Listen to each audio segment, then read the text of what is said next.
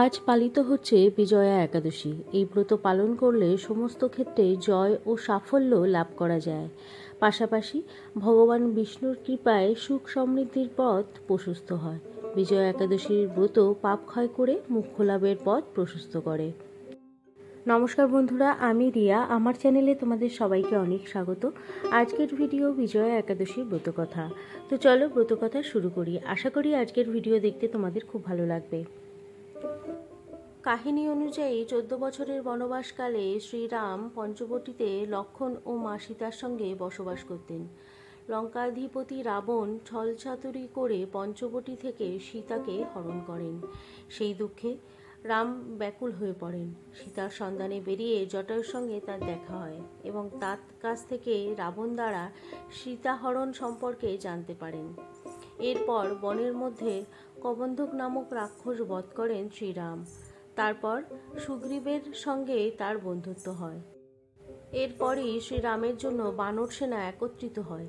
লঙ্কায় অশোক বটিকায় গিয়ে সীতার সঙ্গে সাক্ষাৎ করে আসেন হনুমান। সেখানে রামের চিহ্নস্বরূপ মা সীতাকে মুদ্রিকা প্রদান করেন হনুমান। সেখান থেকে ফিরে রামকে সমস্ত কাহিনী জানান হনুমান। এরপরই সুগ্রীব ও সমস্ত বানর সেনা নিয়ে লঙ্কার উদ্দেশ্যে রওনা হন শ্রীরাম।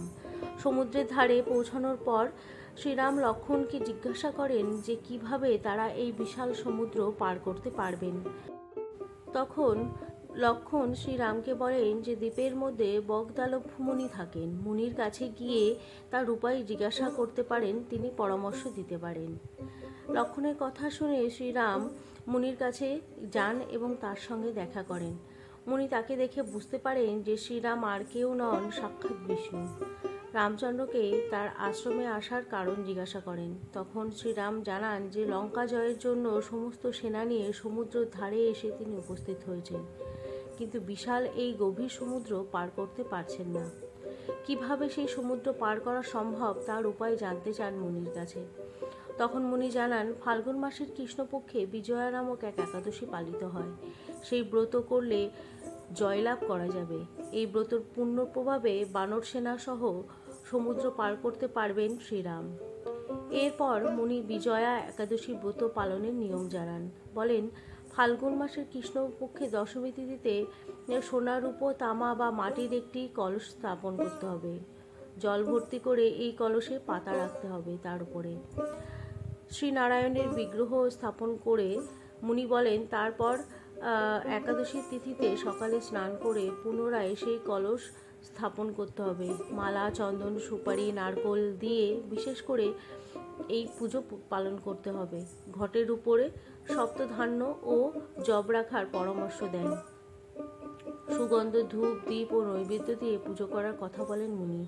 তারপর সেই ঘটের সামনে বসে উত্তম কথা, শুদ্ধ কার্য করে দিন কাটানোর পরামর্শ দেন। রাত্রি জাগরণের প্রস্তাব দেন মুনি। আবার অখণ্ড ব্রত সিদ্ধির জন্য ঘিয়ের প্রদীপ প্রজ্বলিত করার কথাও তিনি বলেন। তারপর দ্বাদশী তিথিতে সূর্যোদয়ের পর সেই কলসকে কোনো জলাশয়ের ধারে স্থাপিত করে নিয়ম মেনে পুজো করতে হবে। দেব প্রতিমা সহ সেই কলসকে দেবদত্তা ব্রাহ্মণকে দান করতে হবে। কলসের সঙ্গে অন্যান্য বস্তুও দানের কথা বলেন মুনি।